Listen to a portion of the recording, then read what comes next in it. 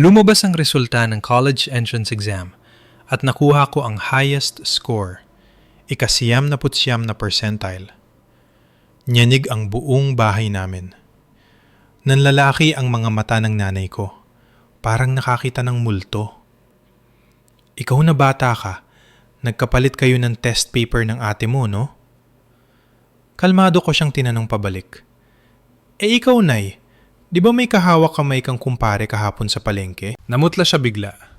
Tumingin si tatay nang may pagdududa. Nataranta ang nanay. Anong pinagsasasabi mong bata ka? Wala akong kasamang lalaki kahapon. Baka nung isang araw? Ay, wala rin pala. Baka namalikmata lang ako, sagot ko. Galit na galit siya. Hindi ka pala sigurado? Ang lakas ng loob mong magbintang? Bumawi ako. Ikaw, Nay, nakita mo ba kaming nagpalit ng papel ng ate? Hindi mo rin naman nakita. Ba't ang lakas ng loob mong magbintang? Nanggigigil siya. Nagtatanong lang ako. Sa bobo mong yan, tapos biglang top-notcher ka sa exam? Bawal ba magduda? Sanay na ako sa kanya. Hindi ito ang una at huling beses na pagbibintangan niya ako. Malamig kong sinabi, Nay, ilang taon na mula nung nag-aral ka? May picture at biometrics na ngayon sa exam. Kambal nga kami ni ate at magkamukha, pero magkaiba kami ng fingerprints. Paano kami magpapalit? Mas lalong sumama ang mukha niya. Isang tanong lang, ang dami mo nung sinabi. Kung wala kang tinatago, ba't ang defensive mo? Tumawa ako ng mahina. Bakit nung tinanong kita tungkol sa kumpare mo, nataranta ka rin? So, ibig sabihin, totoo ngang may kahawak kamay ka? Namuti na ang labi niya. Walang hiya ka, talagang bata ka, umawat na si tatay. Alex, anak, alam mo namang pasang-awa ka lang palagi. Tapos ngayon, top-notcher ka sa buong reyon. Natural lang magtaka ang nanay mo. Magpaliwanag ka ng maayos, huwag mong bastusin ang nanay mo. Sumagot ako. Anong ipapaliwanag ko? Utak ko to, sagot ko to. Sumigaw ang nanay. Kailan ka pa naging mas magaling sa ate mo? Mula pagkabata, average ka lang.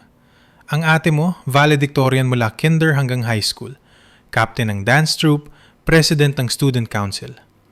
Tapos ikaw, 79%. Siya 75% lang. Lokohin mo lelang mo. Kambal kami ng ate Angel ko. Una lang siya ng isang oras. Magkamukhang magkamukha kami, pero langit at lupa ang ugali. Ako ang black sheep ng pamilya. Matabilang dila, makapalang muka, walang talent, at magaling lang sa kainan at bardagulan. Si ate naman ang golden child, ang bida sa bawat family reunion. Magaling kumanta, sumayaw, magpiano, lahat na. Siya ang pambato sa mga beauty pageant sa barangay. Sa madaling salita, walang hindi kayang gawin ang ate ko. Dahil sobrang kinang niya, ako ang nagmumukhang anino. Pasko at fiesta ang pinakaayaw ko. Kapag may bisita, laging pinagpe-perform ng nanay si ate. Ako? Taga-abot ng juice, taga-ligpit. Madalas, nadudulas pa ako at natatapunan ng soft drinks ang mga bisita.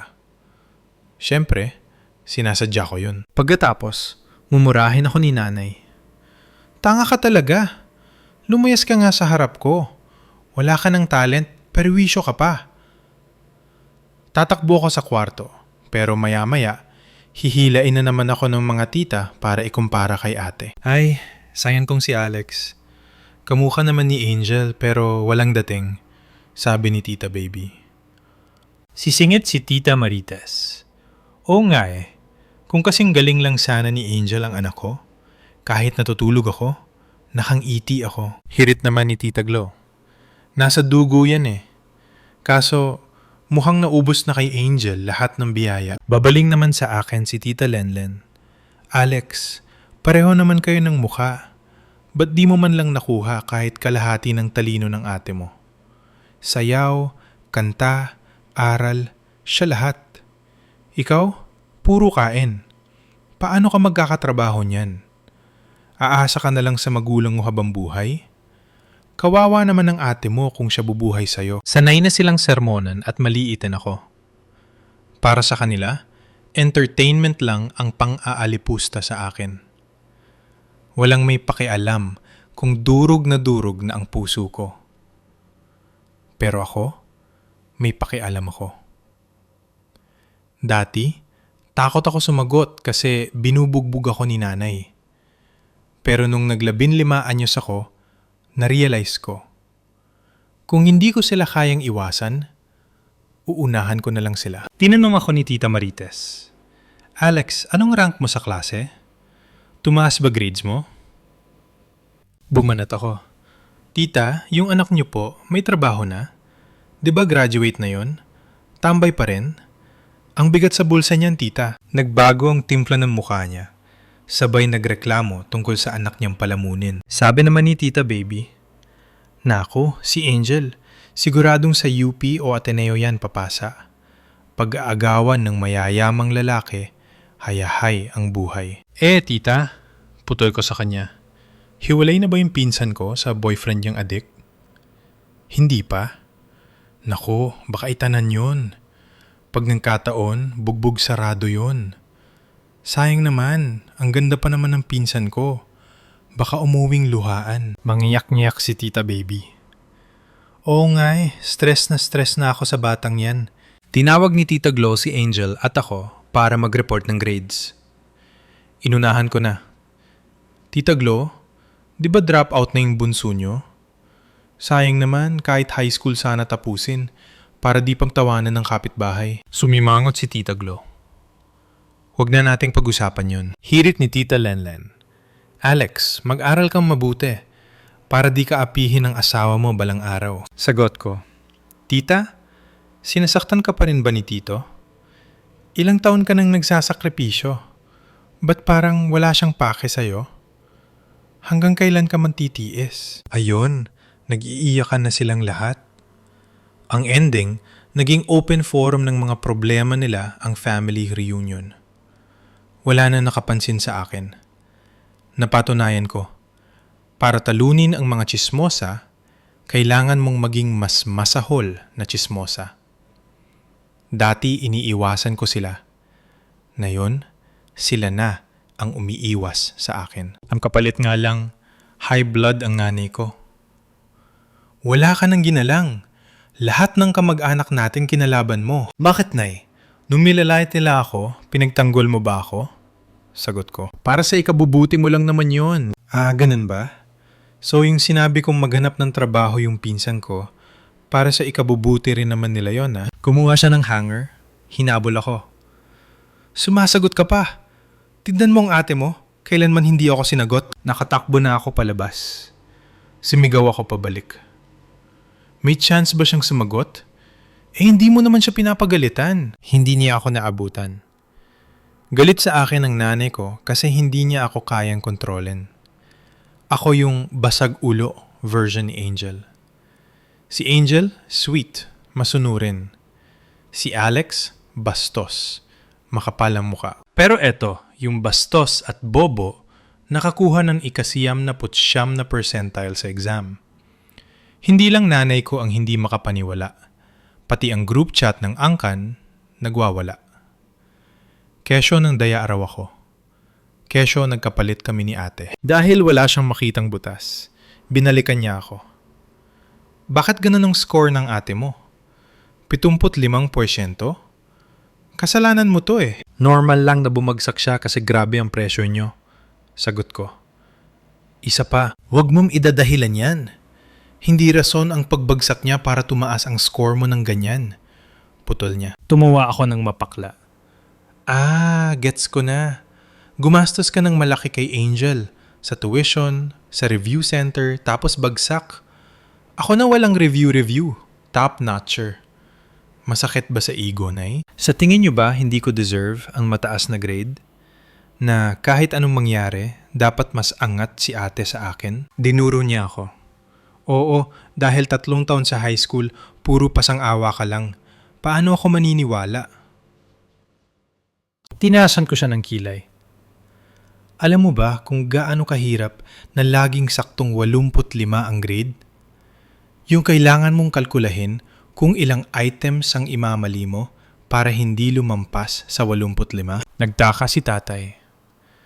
Anong ibig mong sabihin, Alex? Tay, kung tinitignan nyo lang sana ang report card ko, makikita nyo. Mula first year hanggang fourth year, flat 85 ako. Walang labis, walang kulang. Tingin nyo, tsamba lang yun? Nalito lalo si tatay. Sinasadya mong maging mas mababa kay Angel? Bakit? Kasi bawal ko siyang sapawan. Numisi ang nanay ko. Lumabas din ang totoo. Hindi mo lang talaga kaya. Humalakak ako. Hindi kaya? Ano tong result ng exam ko ngayon? Hinampas niya ang mesa. Swertehan lang yan. Isa lang yan. Hindi ko kailangan galingan palagi. Kailangan ko lang galingan sa exam na to. Ito lang ang mahalaga. Sagot ko. Hindi na nakasagot ang nanay. Si tatay naman, Anak, bakit kailangan mo pang magpanggap noon? Tumingin ako sa nanay ko. Tanamin niyo siya. Nung grade 1 ako, mas mataas ang grades ko kay ate. Nung pinakita ko sa kanya, anong sabi niya? Kahit anong galing mo, walang kwenta yan. Tumahimik ang nanay. Alam niyo ba kung gaano kasakit yun sa bata?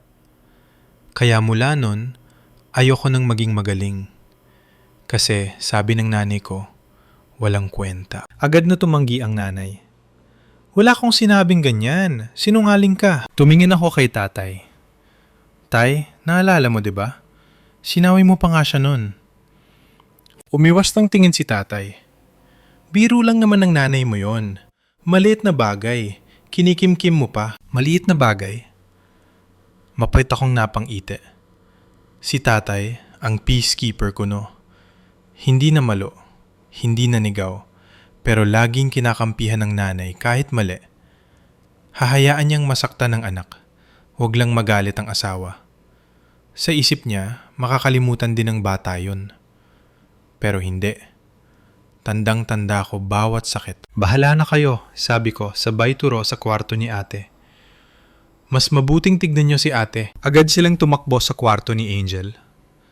Mula nung lumabas ang result, tulala lang si ate sa harap ng computer. Anak, okay lang yan. Alo ni nanay. Mag-gap year ka muna. Review ulit. Oo nga, sigungan ni tatay. Bulong ni ate. Pwede naman po ako sa ibang school? Hindi, sigaw ni nanay. Sayang ang talino mo kung sa pipitsuging school ka lang papasok. Hindi man UP, dapat sa top universities pa rin. Ano na lang sasabihin ng mga kumare ko? Oo nga anak, dagdag ni tatay. Next year, sigurado top-notcher ka na. May nag-doorbell. Dumating ang batalyon ng mga tita. Tita Marites, Tita Baby, Tita Glow. Tumakbo ako sa kwarto ko. Pero nag-iwan ng puwang sa pinto para makinig. Nandito kami para batiin ang top-notcher, batiin ni Tita Baby. Congrats, Mare, sabi ni nanay. Ay nako, bagsat nga si Angel. Okay lang yan, sabi ni Tita Glow. Si Alex naman ang pambato nyo ngayon. Siguradong scholar yan. Noon pa man, bilib na ako kay Alex. Hirit ni Tita Lenlen. Madiskarte matapang. Yan ang yayaman. Nakakatawa. Dati, sila yung tumatapak sa akin. Ngayon, parang mga santo kung pumuri. Biglang bumaliktad ang mundo. Tahimik lang si ate sa kwarto. Ang group chat ng pamilya na dati ay puro papuri kay Angel, ngayon ay puro hinala sa akin at awa kay Angel. Pero nung sinabi ni nanay na wala pa namang acceptance letter, baka error lang yan, tumahimik silang lahat. Ayaw maniwala ni nanay hanggat walang papel. Takot siyang mapahiya ulit. Kinabukasan, sunod-sunod ang bisita. Dati, nasaan si Angel? Ang tanong nila. Ngayon, Alex, paturo naman sa pinsan mo. Dinala ni Tita Marites ang apo niya. Alex, turuan mo naman magbasa si Junior. Wala akong pasensya sa bata. Nung naglikot, sinigawan ko. Ay Alex, wag naman mainit ulo, sabi ni Tita. Junior, kumain ka muna. Alex, ayusin mo naman pagtuturo. Binato ko ang libro. Kayo na lang magturo, Tita. Tutal mas magaling kayo. Aba, top-notcher ka pa man din. Simpleng pagtuturo di mo kaya? Buti pa si Angel. E di si ate ang tawagin nyo? Hindi ko naman obligasyon yung apo nyo, sagot ko. Namula si tita at umalis. Sumunod na araw, si Tita Glow naman may dalang lalaki. Rereto raw sa akin. Sino may sabing gusto ko mag-asawa? Tanong ko. 18 ka na, okay na mag-boyfriend. Para pagka-graduate, kasal na. Sayang ang lahi. Tita, tulad ng buhay mo, bugbog sarado sa asawa? Kung ganyan ang kumpletong buhay, huwag na lang. Namula si tita sa galit. Humarap ako sa lalaki. Kuya, gusto mo ng babaeng kasing tapang ko? Baka umiyak ka lang. Tumakbo palayo ang lalaki. Galit na galit si Tita Glow. Alex, para sa'yo naman yun. Kung hindi ka pumasa sa exam, wala nang papatol sa'yo. Tumawa ako. So ang halaga ako bilang babae, nakadepende sa exam result? Umalis siyang padabog. Kinagabihan, may narinig akong tili mula sa kwarto ni ate. Pagpasok ko, inuuntog ni ate ang ulo niya sa pader habang sumisigaw. Yakap-yakap ko siya para pigilan. Dumating si nanay. Alex, ano ginagawa mo sa ate mo? Sinasaktan mo ba siya dahil mas magaling ka na ngayon? Nay, tingin mo sinasaktan ko siya? Sigaw ko. Aakmang sasampalin ako ni nanay pero pinigilan ni tatay. Nababaliw ng ate mo, hindi niyo ba nakikita? Sigaw ko habang hawak ang duguan niyang no. Anong baliw? Marte lang yan kasi bumagsak. Sagot ni nanay. Depressed siya. Matagal na. Kayong dahilan. Pinpresyo niyo hanggang sa masiraan ng bayat. Tignan niyo, hinimatay na. Doon lang natauhan si tatay. Dalhin na natin sa ospital. Naiwan ako sa bahay. Nakita ko na dati ang mga hiwa sa pulso ni ate. Nakiusap siya na huwag sabihin kina nanay. Kailangan perfect ako, Alex. Hindi pwedeng may mali sa akin. Si Angel, sinasarili lahat ng pressure. Ako, nilalabas ko. Binabalik ko sa kanila ang bahong tinatapon nila sa akin. Kaya ako, matatag. Siya, punong-puno na. Kinabukasan, nakauwi sila. May benda sa ulo si ate, pero nakangiti pa rin. Marte lang yan, bulong ni nanay. Sayang ang ginastos ko. Sorry po, Nay, sabi ni ate, nang inginig ang boses. Babawi po ako next year. Dapat lang, sagot ni nanay. Hindi ko na kinaya. Nay, bakit kailangan niyang bumawi? Bakit kailangan niyo maging perfect? Pwede bang hayaan niyo naman siyang huminga? Wala kang alam. Para sa future niya to. Hindi. Para sa yabang niya to. Para may maipagmalaki kayo sa mga kumare niyo. Ayaw niyo sa akin kasi pahiya ako sa inyo. Ngayon, pahiya na rin si ate, kaya pinipiga niyo siya. Nagkarelasyon kami ni ate. Umiiyak siya. Tama na, Alex. Huwag na kayong mag-away. Mabait masyado si ate. Kahit durog na, ayaw pa rin makasakit. Isang gabi, nawala si ate. Nagpanik si nanay sa group chat. Nasaan si Angel? Baka naglayas ang batang to. Napakatigas ng ulo. Nag-comment si Tita Marites. Sus, bagsak lang sa exam. Nagdrama na. Buti pa si Alex. Nag-reply ako sa GC.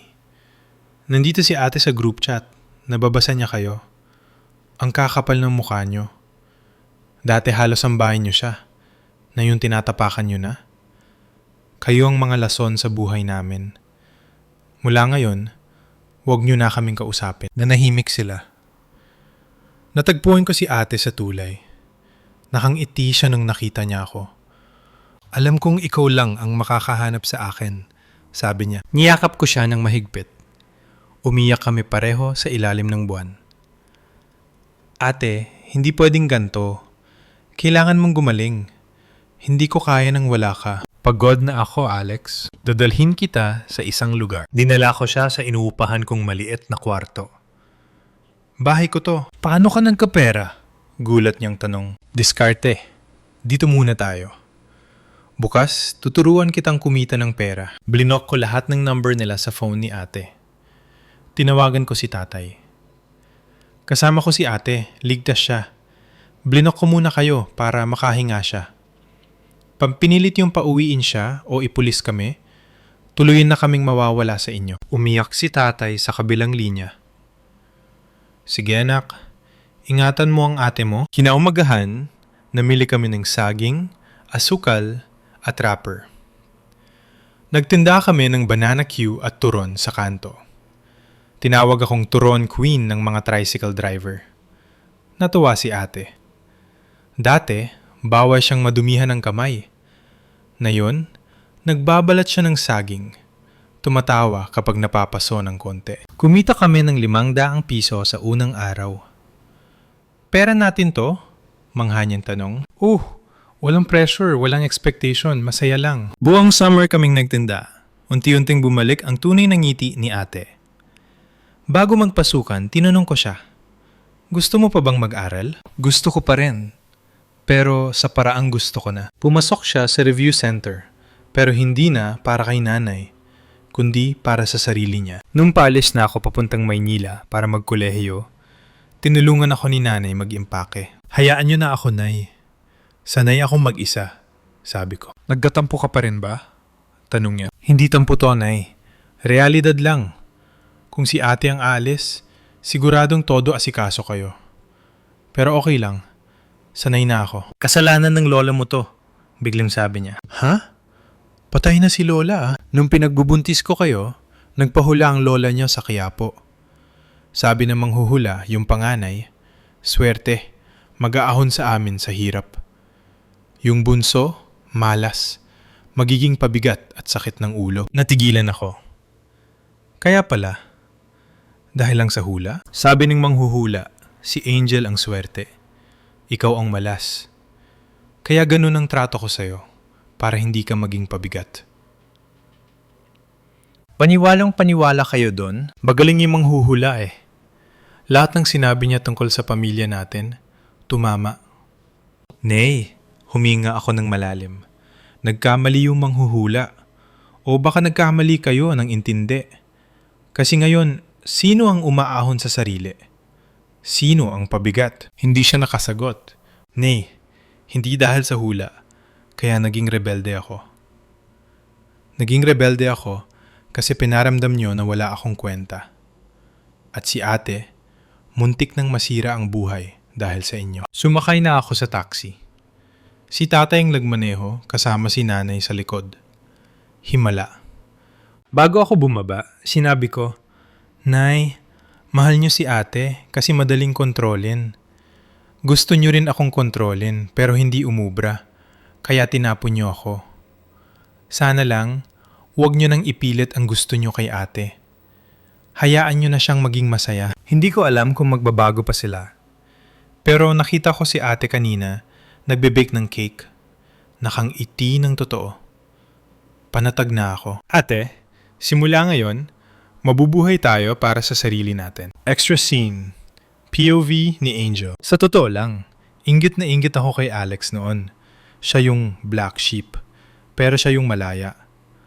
Kapag may bisita, kailangan kong kumanta, sumayaw, maging bida.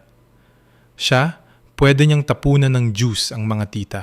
Pagalitan man siya, at least nakakatakas siya. Ako, nakakulong sa imaheng perfect daughter.